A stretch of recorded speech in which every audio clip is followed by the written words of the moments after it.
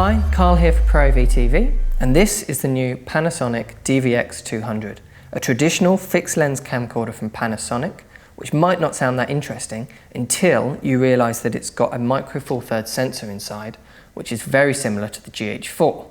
So what this gives us is a traditional camcorder package with a fixed 13x zoom lens, very easy to run and gun, shoot all day, it's got long battery life and all the professional connections you might need. Plus you never have to change lens or worry about anything like that. It's always ready to shoot whenever and wherever you are. But at the same time, it's got a large cinematic sensor which can give you some lovely shallow depth of field and some really nice 4K results. So we took this out to a dog walking spot near us to have a play with it, get used to using the camera and see what the footage looks like. So all of the following was shot in 4K 25 frames per second, and we used Panasonic's V-Log-L Cine Gamma and then took that footage into Premiere, gave it a quick grade, nothing fancy at all, just to see how easy it was to work with and how fast we could turn it around. So let's take a look.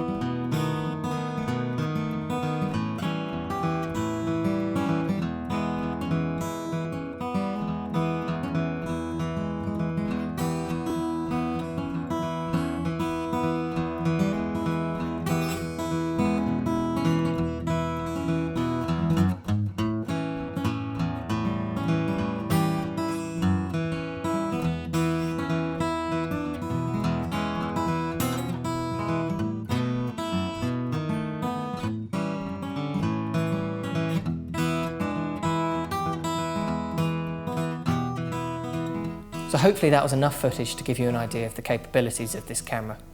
Personally, I think that the micro four thirds sensor in here is the ideal sensor size for this camera. Yes, it's slightly smaller than the 35mm sensors in cameras like the Canon C300 and the Sony FS7, cameras like that, but it's still big enough to give nice cinematic results with shallow depth of field, just like the GH4 can, but it's still small enough to mean that it's easy to keep the subject in focus, and on a run and gun camera like this, that's really important. So let's work our way around the parts of this camera and take a closer look. So at the front, obviously, we've got the lens. This is a fixed 13x zoom lens, which is designed to work with this body, so the pairing works really well. We've got 3 rings on the front. We've got one for iris, one for zoom, and one for focus. It's nice to see that they've included 3 rings here. A lot of cameras try and get away with just 2. From an operator's point of view, having 3 is really useful. At the side here, the screen just pops out from the side like that, which I think is really neat actually. It hides away really nicely. It's a nice 1080p screen and is very, very usable, easy to get focus. I really enjoy shooting with this. Then at the back, we've got the viewfinder. It's got a nice big cup, which for glasses users particularly is very helpful. I did find though that when looking through it, you can't quite see the whole image. It gets a bit blurry at the side, so you've got to move your eye about in order to see the edges of the frame, which is a bit of a shame, but you can't really complain. It's a very high quality screen, easy to get focus, and it's really useful for shooting outside. So on the body, we've got built-in ND filters and a whole host of user programmable buttons, and all the professional features that you expect a camcorder like this to have, like autofocus and easy white balance, gain, things like that. At the back here we've got a battery compartment, and a neat little touch is that it's spring-loaded. So when you release it, the battery pops straight out, and it's really quick and easy to just replace the battery. That's a really nice touch. You've got USB up there, HDMI down here, headphones in there and HD SDI there, plus a whole host of other connections.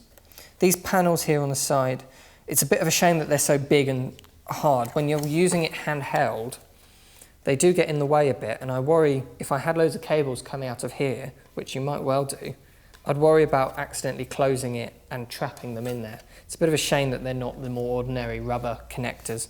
I think it would just be a bit nicer to use. But apart from that, it's a very well thought out, well designed camera, and it works really well in the field. I did enjoy shooting with it. So internally we've got 5-axis image stabilization, which really helps when shooting handheld, and I think works quite well. I shot some test shots when I was out and about filming, which you can see here, both for handheld, both at very long focal lengths, and it's pretty easy to see which one has image stabilization and which one doesn't. I'm really pleased that they included this in camera, and it's really nice to have in a camera like this. Slow motion, it can do 4K at 60 frames per second or 1080p at up to 120 frames per second, and that's variable, so you can choose whatever frames per second you like, just up to 120 frames per second. That's great to have in a camera at this price point, especially since both of those are continuous. They're not in burst modes, so you're not limited to just 8 seconds worth of recording time. You can shoot as long as you like. The image quality does suffer a little bit, it gets a little bit soft, but to be honest, at this price point, with this range of cameras, that's to be expected.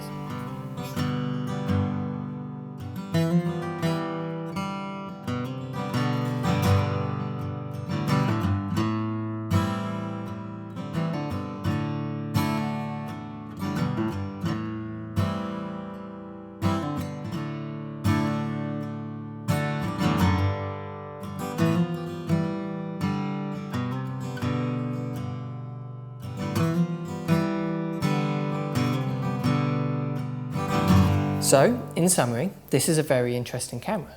For any type of work where you've got to work fast, you don't have time to change lenses, things like that, this could be a really good choice for you. It strikes the perfect balance between having the image quality of a large sensor camera and the convenience and portability of a traditional camcorder. And yes, it's a bit of a jack of all trades camera, but everything it does do, it does really, really well, and it's definitely worth taking a look at. If you want more information, give us a call or come into the showroom, take a look at it yourself, or head onto our website and there'll be more information there. Thanks for watching.